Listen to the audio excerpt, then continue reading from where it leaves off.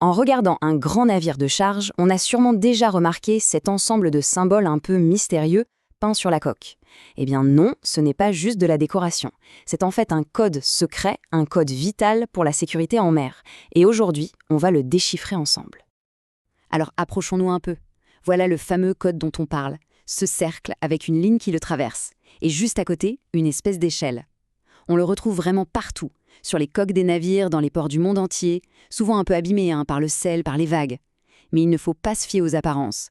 Derrière ce dessin tout simple se cache toute une science qui garantit la sécurité de chaque voyage. Du coup, la question que tout le monde se pose en voyant ça, c'est « mais qu'est-ce que ça veut dire ?» Et la réponse, franchement, elle est fascinante. Ce n'est pas du tout une décoration, c'est une invention hyper ingénieuse qui a sauvé un nombre incalculable de vies. Et elle régit encore aujourd'hui le commerce mondial. Allez, c'est parti, on perce ce mystère. Ok, avant de s'attaquer au symbole lui-même, il y a un concept de base à bien comprendre. C'est la réserve de flottabilité. L'idée est toute simple en fait. Il faut qu'une partie suffisante du bateau reste hors de l'eau. Pourquoi ? Pour qu'il puisse affronter les vagues sans se faire complètement submerger. C'est en quelque sorte sa marge de sécurité. Et elle est absolument vitale. Et attention, ce n'est pas une option, pas du tout. C'est une obligation légale et internationale qui plus est. Absolument tous les navires de commerce doivent avoir ces marques sur leur coque, des deux côtés. C'est un standard universel pour la sécurité en mer. Point. Bon, alors on va décortiquer ce code. On commence par le cœur du système, ce fameux cercle avec la ligne qu'il traverse. En gros, c'est le point de référence de tout le système. Il indique la ligne de flottaison maximale de base pour un navire dans des conditions estivales en eau salée. C'est de là que tout part. Et ce symbole, il a un nom. On l'appelle la marque de Plimsoll, ou le disque de Plimsoll. Ça vient de Samuel Plimsoll, un homme politique britannique du 19e siècle. Et ce type, il a mené une vraie croisade, une bataille acharnée contre les propriétaires de navires sans scrupules, qui surchargeaient leurs bateaux.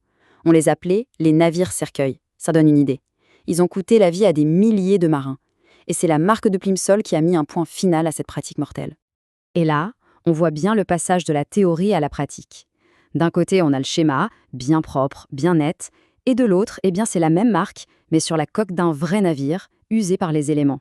Ça nous rappelle que ce code, il n'est pas juste abstrait. Non, il bosse tous les jours, dans les conditions les plus difficiles qu'on puisse imaginer.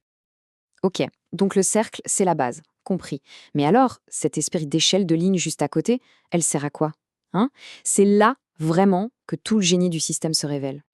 Il faut voir ça comme une calculatrice, mais une calculatrice visuelle, peinte directement sur le bateau. C'est grâce à elle que l'équipage sait très exactement jusqu'où il peut charger le navire. Et ça dépend d'où il se trouve dans le monde et à quel moment de l'année. Alors, premier facteur à prendre en compte, la salinité de l'eau. C'est simple, l'eau douce est moins dense que l'eau de mer, à cause du sel. Qu'est-ce que ça change ? Dans l'eau douce, un bateau flotte moins bien, donc il s'enfonce un peu plus. Et à l'inverse, dans l'eau bien salée, il flotte plus haut. Ça peut paraître un détail, mais c'est une différence absolument cruciale quand on charge des milliers de tonnes de marchandises. Et le code, il traduit ce principe physique de manière très directe. Si on regarde bien, la ligne F pour freshwater, eau douce, est placée plus haut que la ligne S pour summer, l'été en eau salée. Concrètement, ça veut dire quoi ? Ça veut dire que si le navire est dans un fleuve, il doit être moins chargé, histoire de compenser cette perte de flottabilité. Deuxième facteur, la saison. Alors oui, ça joue sur la température et la densité de l'eau, mais ça joue surtout sur la météo. La ligne W pour winter, l'hiver, elle est en dessous de la ligne S de l'été. Et ça force à charger moins le bateau en hiver. Pas seulement à cause de la densité de l'eau, non, mais surtout pour avoir une plus grande marge de sécurité face à des tempêtes et des mers beaucoup plus agitées. Mais le système ne s'arrête pas là. Il va même jusqu'à prendre en compte les conditions les plus extrêmes. Par exemple, on a la ligne T pour les eaux tropicales, qui sont plus chaudes et donc moins denses. Et à l'opposé complet, on trouve la WNA, qui veut dire Winter North Atlantic, hiver Atlantique Nord. C'est la ligne la plus basse de toutes, la plus restrictive. Elle est réservée à l'une des routes maritimes les plus dangereuses de la planète en plein hiver. Là, on ne rigole pas avec la sécurité. Du coup, en pratique, comment ça se passe ? C'est super simple. L'équipage regarde où il se trouve et à quelle saison. Il trouve la ligne qui correspond sur la marque, disons, WNA. Ensuite, on charge le bateau avec la marchandise et on s'arrête quand le niveau de l'eau arrive pile sur cette ligne. Mais attention, jamais au grand jamais au-dessus. C'est la règle d'or. Finalement, tout se résume à ça. Ce code, avec toutes ces petites lignes, il n'a qu'un seul et unique but: fixer une limite d'immersion ultra claire pour garantir cette fameuse réserve de flottabilité dont on parlait au début. C'est ni plus ni moins que la traduction visuelle d'une marge de sécurité qui, elle, n'est absolument pas négociable.